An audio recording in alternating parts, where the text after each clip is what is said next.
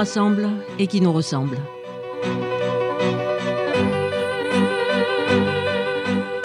Très tard dans la nuit, je lisais un petit livre au titre simple, Le camp. L'auteur du récit, Abdelhamid Benzine, témoigne de ce que ses compagnons et lui-même ont enduré dans le camp de Boghari, quelques mois à peine de la grande délivrance de juillet 62. Ni gloriole, ni prétention à jouer au martyr, Abdelhamid Benzine raconte avec des mots simples et un ton mesuré ce que les colonialistes sont capables de faire supporter à leurs victimes.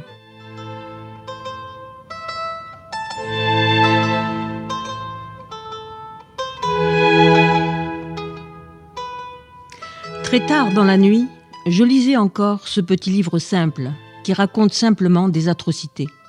Je ne me sentais pas le droit d'éteindre la lumière et de fermer les yeux. Il me fallait rester éveillé, au pied d'un mur qui n'a rien à voir avec celui des lamentations. Au pied du mur, j'ai veillé sur le camp où les hommes ne dorment pas ou si peu. Craignant à tout instant l'intrusion des tortionnaires dans leur guitoune, leur subconscient a fini par mémoriser un état d'alerte permanent. Alors, comme eux, j'ai veillé longtemps cette nuit-là.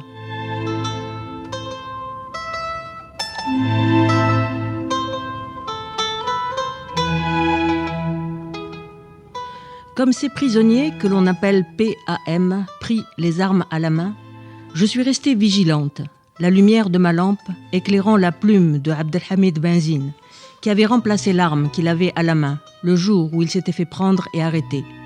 Ma lumière ne devait pas s'éteindre parce que M. Benzine avait écrit son témoignage sur place, dans le camp de Boghari, dans la guitoune des PAM, cachée sous une couverture.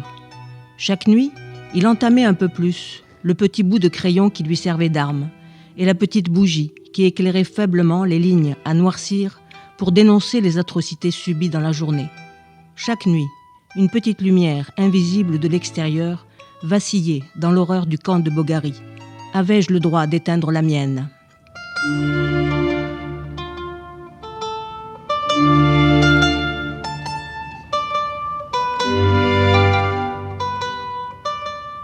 Capturé dans le maquis de Sebdou en 1956, Hamid Benzine échappe comme par miracle à l'exécution sommaire dont les colonialistes ont le secret. Après plusieurs mois de torture et d'isolement cellulaire à Tlemcen et à Oran, il est conduit au bagne de Lambèze avant d'être transféré en janvier 1961 dans le camp d'internement spécial de Boghari. Le camp qui donne son titre au témoignage, c'est celui-là, le spécial, le CIS de Boghari. Le camp de Boghari a quelque chose de spécial. Il est pire que le bagne de Lambèze et je n'avais pas le droit d'éteindre la lumière pour fermer les yeux sur des horreurs.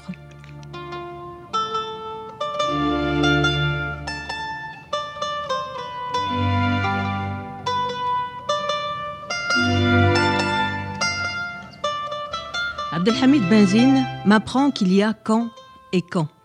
Et le pire n'est pas celui qu'on croit dans l'enfer de la colonie. À Lambèze, ils sont quelques Algériens à bénéficier d'une suspension d'exécution de peine, suivant un décret signé par le ministre français des Armées en août 1960. Avec quelques camarades, Abdelhamid Benzine voit sa peine suspendue d'exécution. Que peut bien signifier cette suspension de peine quand on est condamné à 20 ans de prison ? L'exécution de la peine étant l'emprisonnement, suspendre cette exécution équivaudrait logiquement à une remise en liberté provisoire en attendant une nouvelle incarcération. C'est ainsi que nous comprenons les choses, nous qui ne sommes ni juristes, ni ministres de la guerre pendant la guerre d'Algérie.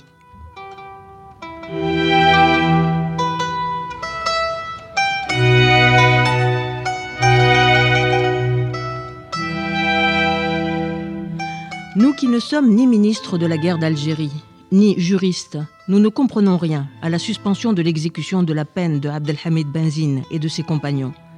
La suspension concerne en fait l'enfermement à Lambèze. Les portes du pénitencier s'ouvrent et se ferment comme une parenthèse de sinistre mémoire. Devant les désormais ex-bagnards, la route quitte les plaines et les plateaux secs de l'Est, direction les hauteurs de Boghari avec de belles promesses de changement, un air pur et vivifiant de montagne, à quelques encablures de l'indépendance du pays, après l'ouverture des négociations entre la France et le FLN.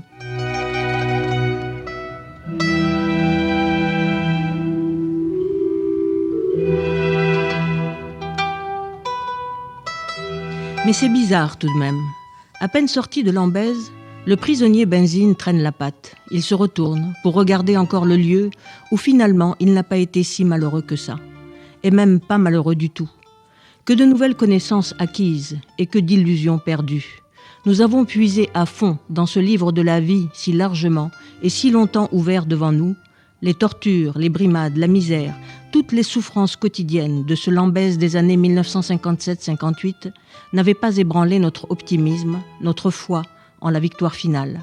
Les envies, les jalousies, les médisances, les mesquineries de certains de nos compagnons de captivité n'étaient pas parvenus à nous aigrir.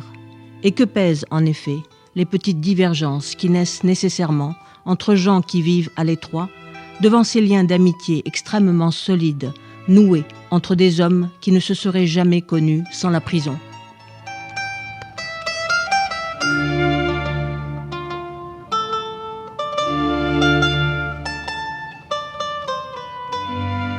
Depuis quelque temps déjà, je ne cesse de vous répéter qu'il n'y a que du beau monde dans les prisons coloniales. Sans la prison, les compagnons de Abdelhamid Benzine n'auraient pas eu l'avantage de connaître un homme exceptionnel. Non pas seulement parce qu'il a fait la guerre pour nous libérer, mais aussi parce qu'il accompagne son combat du geste de l'écriture. La hauteur de vue de l'écrivain est un bien précieux pour nous qui n'avons pas vécu ce qu'il a vécu. L'homme ne nous dit pas « Regardez ce que j'ai enduré pour vous ». Il n'attend ni médaille ni récompense. Il n'est pas un héros, mais un homme qui réfléchit à la situation des hommes en période de guerre. La nôtre a été terrible et belle. Beaucoup de morts et de souffrances, mais une voix, des voix pour dire ce qu'il faut endurer sans capituler, sans laisser mourir ce que nous avons de meilleur, notre capacité d'évaluer le meilleur et le pire.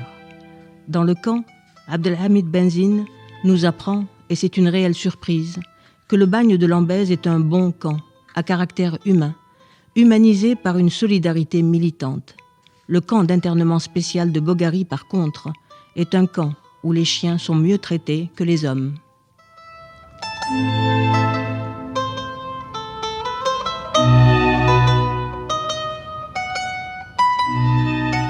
En attendant de vous raconter les atrocités de Bogari, je laisse la lumière allumée. Je veux voir cette main qui écrit sous une couverture dans la guitoune des PAM, fraîchement transférée de Lambèse. La lueur de la bougie qui vacille dans la nuit, je la vois dans le camp de Guantanamo ou dans celui de la Muqata'a, où le premier des Palestiniens vient d'être enterré dans sa prison. Pour lui, la peine a été définitivement suspendue. Pour lui et les autres Palestiniens qui attendent d'être enterrés chez eux, hors des camps, pour eux tous, je refuse d'éteindre la lumière.